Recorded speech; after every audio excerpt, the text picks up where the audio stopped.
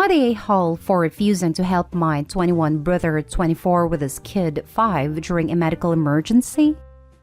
So, my brother and I don't have a relationship. Cut him off when I was in high school after one day I came home early and saw that my brother and my girlfriend were doing the deed on our couch. Since then, I've seen myself without a brother. I've held this conviction for the last few years. He has tried to get me to forgive him as we've gotten older and had apologized, but I refuse to forgive him. I avoid him at family function, and if he tried to speak to me, I pretend he doesn't exist. My family has tried to get me to forgive him, but I always say it's his fault it's like this, not mine. A few nights ago at around 2 in the morning, I get a random call from an unknown number. It's him and is begging me to drive 45 minutes from my dorm to his house so I can watch his kid. His wife was having a heart attack. It was just angina, and he needed someone to watch him while he goes to the hospital. I asked him how he got my number, and he said that our mom had given it to him while she was away in case of emergency. I told him that I wasn't going. He begged me. He said he needed his brother's help. He said if I help him this once, he'll never talk to me again. I told him no, and that it wasn't my problem. He begged again, but I hung up and went back to bed. Come morning, my phone is full of texts from my sister and my mom telling me how awful I am. My brother had to call up our sister and left his 5-year-old alone for 3 hours while he was at a hospital. They all told me I was awful and petty for holding a grudge this long. I feel I did nothing wrong. He betrayed me first, and these are the consequences of his actions. Am I the a-hole? Now let's read the top comments on this post. I'm going to go with not the a-hole. As it turns, in case of emergency, you can in fact wake a kid up and bring them with you to the hospital. What you really can't do is wait 45 minutes for the babysitter to show up if you think someone is having a heart attack, or leave a 5-year-old alone for 5 hours. Actually, thanks to you-know-what, hospitals do not allow children to visit. Depends on the locale then. Here, I've had parents bring a kid beyond a patient to the ER. Also, surprise, in the ER when there's concern of heart attack or stroke, you don't get to go in with them past the waiting room. Worst case scenario, OP's brother drops mom off and sits in the car with a tyke. There are better ideas than leaving the kid home alone. Not stay home. He left his 5-year-old alone for 3 hours? Why? Why was that his only option? Have you been their secret plan in case of emergencies this whole time? Your brother and his wife sound so negligent. Agree. As a parent, that's just ridiculous. The wife could have taken an ambulance alone. You don't leave a 5-year-old alone, especially for that long. Not stay home. You live 45 minutes away. You weren't the person to call regardless of the status of your relationship with your brother. Even if you'd be willing and got up and gone there immediately, what was he gonna do with a kid for those 45 minutes? And that's 45 minutes just for the actual driving. You couldn't have been there in less than an hour. Why is this not the top comment? If the brother's wife was actually having a heart attack, she didn't have 45 to 60 minutes to wait for OP to arrive. Next story. Am I the a-hole for uninviting my cousins from my wedding for feeding info to my mom? I, 28 male, am an only child. When I was 12, my parents divorced when my dad found out my mom cheated on him. This was devastating to my dad.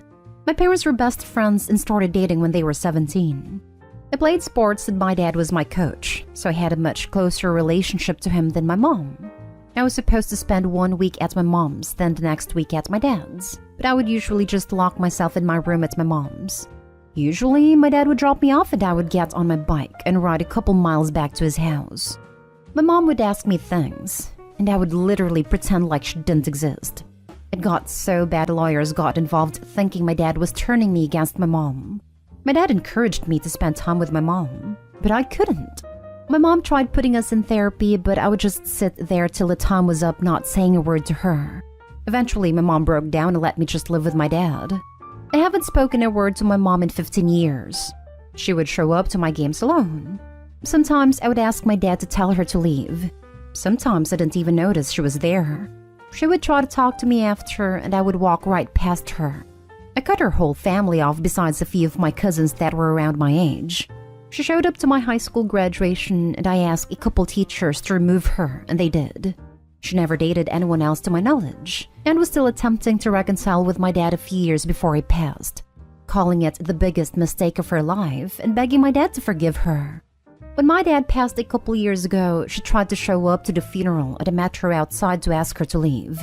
My fiancée, Rachel, was with me when I did this, and my mom cried upon learning we were engaged. Rachel introduced herself as my fiancée, saying she couldn't believe I hated her still this many years later. So last week I received a letter from my mom with a large check inside. In the letter, she said she couldn't live knowing she wouldn't be invited to her only child's wedding, that her whole family's hurt that I cut them off, and that she had been keeping tabs on me all these years through my cousin's updates out of respect for me, but couldn't handle not being at the wedding. I ripped the check up and sent it back to the return address. She shouldn't have even known my address, as I keep her blocked on all social media. So I called up my cousins, who admitted that since I was 14, they have been providing my mom with updates on me. Prom pictures, college updates, engagement photos, and they sent her my address. I was so mad that I told them they wouldn't be invited to the wedding anymore because I don't want my mom getting access to it. Rachel is saying I'm going too far now, and uninviting my cousins along with freezing out my mom's whole family because of her actions is an a-hole move. Am I the a-hole? Edit. The cheating was with a teammate's dad. This was highly embarrassing for me and caused me to have to move towns. Caused me to lose friends. Now for the top comments. I'm going to go out on a limb and say you're the a-hole. Acting out as a 12-year-old is to be expected. Deciding not to ever forgive your mom is totally your right. Though it was 16 years ago and you, while affected, were not really the aggrieved party. The fact that you were still throwing tantrums like a 12-year-old at the age of 28 makes you the a-hole. Edit. I'd even go so far as to say your fiancé should consider this a pretty serious red flag. The fact that you can act with such hatred and spite over something that happened over 16 years ago, it only peripherally involved you, to me shows a pretty serious character flaw. At the very least, she should be concerned about what it would take for you to direct that anger at her, and what form that anger would take. For the edit, that's exactly what I thought. Being engaged to someone so unforgiving and showing so little empathy, even to their own mother, would scare the heck out of me. I would advise her to run. Go to therapy and unpack this. This is a pathological level of hatred. Unless your mom literally told you to your face that she regretted ever having you with your dad and kicked your dog as part of the divorce. I don't think people have to let go of anger and forgive every single slight. But you weren't even the one cheated on. And it sounds like she tried to do everything right by you. See, I am the first person to advocate no contact if you have to. Because some parents aren't much more than DNA donors. And some are worse than that. But OP is taking this so personally, for over 15 years and letting the anger drive their familial relationships away. That's very sad. I've been reading through the replies and struggling with it for this reason. I'm no contact from my family, but it feels like there are either tons of info missing or their attitude is unfounded. If my parents had ever reached out in a sincere way, like showing up to events or writing a letter, then I would give them a chance, after making sure that I'm not hallucinating the whole thing. First off, I'm so sorry for what you've been through. Dealing with your mom's cheating and her parents' divorce had to be hard and traumatic. I'm also sorry for your loss of your father. But I gotta ask, when is it gonna be enough? Your mom lived most of her life with the loss of her husband and her son. She lost everything. After all this time, when is it gonna be enough? Are you really going to grow old and die with that pain and anger? You're not free. You don't have to accept your mistakes, but you need to forgive. This was between your parents. I know firsthand what you're going through. Go to your mom. Tell her how you feel. You owe it to yourself. I've come to peace with never seeing or speaking to her again. I was fine till my cousins did what they did. It's not some lifetime punishment. She made her choices. She cheated on our family. She could have started another if she really cared about having a family. Next story is titled, Am I the a-hole for telling my brother the truth that it was our parents' fault our relationship was so strained? So, my younger brother Matt never had the best relationship with me or my younger sister growing up. The reasons for this are because of my parents and their mistreatment of me and my sister, and their use of him as an excuse for it. I'm 9 years older than Matt and my sister is 8. Matt has a form of high-functioning autism. We've known this since he was about 2 years old. Ever since my parents found this out, they have used him as an excuse to avoid any responsibilities and gain as much sympathy and handouts as possible, claiming that caring for Matt was a massive job that took their attention 24/7. The big aspect of this was that they proceeded to neglect me and my sister at every available opportunity. They never once attended anything for me or sister. They refused to be there in any aspect, emotionally or physically, for either of us. The truth about it, though, was Matt required nowhere near the amount of attention that they claimed. He had no behavior issues once he entered into elementary school and was very self-sufficient. Yet, my parents would use him as an excuse for everything, even once refusing to pick my sister up when she was abandoned by friends almost 20 miles away, claiming Matt needed them here when he was fast asleep. We also both went through massive depressive bouts and were told by our parents that they did not have time for our problems because of Matt. Towards the end of my time living with my parents, my extended family slowly began to cut my parents out once they learned the extent of their lies regarding Matt.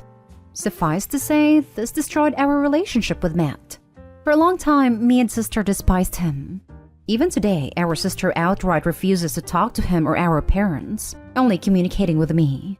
I myself am on low contact with the parents as well, but I realized long ago that Matt was blameless in the situation, and taking out my anger towards my parents on him was wrong. So around the time he entered college, I reached out and started a relationship with him. Out of nowhere though, Matt asked me recently why me and my sister were so cold to him growing up. Neither me or sister ever told him the truth, and seeing as he's an adult now, I decided he deserved the answer. I told him that our parents are narcissists that exploited his autism as an excuse to neglect me and sister. I told him about how they left sister 20 miles from home at night with no way home and used him as an excuse. He became very livid about this and apparently confronted our parents about this. My parents have lost their minds now, accusing me of trying to ruin their relationship with Matt and claiming that I am nothing more than an entitled brat. Sister as well has begun blowing me up, claiming that I need to stop opening old wounds and drop contact altogether or stop involving her in this. Now for the comments. Not today, home. I have no sympathy for your parents. Continue to cut them off.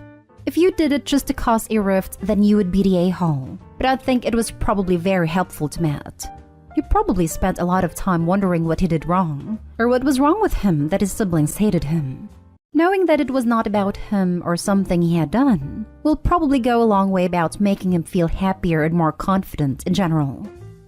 I agree. Maybe he wasn't mistreated to the same extent as his siblings, but his parents used him as a pawn, lied to him, degraded him, and ruined his relationship with his siblings. He's a victim too, and deserved to know the truth. You don't owe it to your parents to keep whom they hurt and how a secret. Your sister's right that it's long been time to go full no contact. Not today, home. He deserved to know the truth, and your parents deserve to be exposed for how they handled things. Your parents need to take responsibility for the outcome of their mistakes. Using his disability as an excuse to treat other people poorly is wrong. Not today, home. It was a good thing you told Matt the truth, because he deserves to know his parents for the neglectful narcissist they are. Keep trying to build a relationship with him and keep low/no contact with your parents. As far as your sister goes, try to have a conversation with her if she's willing to, but don't try and push her to foster a relationship with Matt. But you really should cut off your parents because it doesn't benefit you to keep them in your life at all. Last story. Am I the a-hole for not lying about thinking the way my sister met her fiancé was not funny and cute? I'm 19 female, my sister is 21. She's engaged to a guy I haven't met too many times because of the pandemic and both of us going to school in different countries. Just once on my sister's birthday and once on Christmas. He is 30 or 31. Every interaction I've ever had with him has been fine, but brief. On New Year's Eve, my sister's fiancé was working, so she came to a party my aunt threw. At one point, one of my older relatives asked how they met and my sister told them the story, which is basically that my sister was driving in front of him. And I guess she wasn't going fast enough, so he started driving really aggressively, tried to pass her on a double yellow, and ended up causing a fender bender trying to avoid getting hit by oncoming traffic. When she gets out of her car, he starts screaming at her and berating her. She starts crying. He feels bad, asks her out on a date, and tells her he'll pay for everything. Deductible, repairs. He even said he'd pay for the first year of payments if she needs a new car. He's loaded. She took him up on a date, and the rest is history. So this is where might be the a-hole, and what I'm asking for your judgment on. After she was done, one of my cousins was like, "Oh my gosh, that's such a cute story, Opie. Isn't that so funny?" So while I would never tell her my opinion unsolicited, I also didn't want to lie. And I didn't want my 16-year-old cousin who was also there to think anything about this was cute or funny. So I told the truth and said I thought it was a little alarming, and that I hoped this road rage was a one-time thing. One of my aunts agreed with me, and I made sure to add that I'm sure it was a one-time thing, because whenever I met him, he seemed very pleasant, and my sister was clearly very happy, and the conversation moved on. Later on, my mom said that I should have just lied and said the story was cute, or just laughed and said, "yeah," or something. I told her I felt uncomfortable lying, and that I did think the story was alarming, and had my sister told me that story at any other time, I would have said the same. My mom said I caused a scene and embarrassed my sister, and that I'm the a-hole here. I don't think I caused a scene, but I did answer the question honestly. Am I the a-hole for not lying and saying the story was cute? Note, I'm not trying to break any rules here, so I want to make it clear I'm not looking for relationship advice of any kind. I'm specifically looking if I'm an a-hole for responding the way I did. Not the a-hole. It's not a cute story. He could have fatally harmed someone, and he yelled at her like a psycho. You shouldn't have lied about it. Agreed. When will this cliché bad boy romanticization end? No, definitely not the a-hole OP. Do not feed that myth that reckless psychos with anger issues are sweet teddy bears deep down. It's not a cute story, it's an inability to control his anger, which may end up bad for your sister. Additionally, he's a lot older than she is. At 21, she's only starting life, and is well into his. Yikes all the way around. Not the a-hole. Not the a-hole. If someone had caused an accident through reckless driving and then screamed at me, I would have called the police on him, but not taken him for coffee. Your sister has a weird taste in men. Edit. And of course, you need not have pretended to like the story. It was not a major issue. Didn't cause a scene, and maybe your sister will observe his behavior a little more closely in future.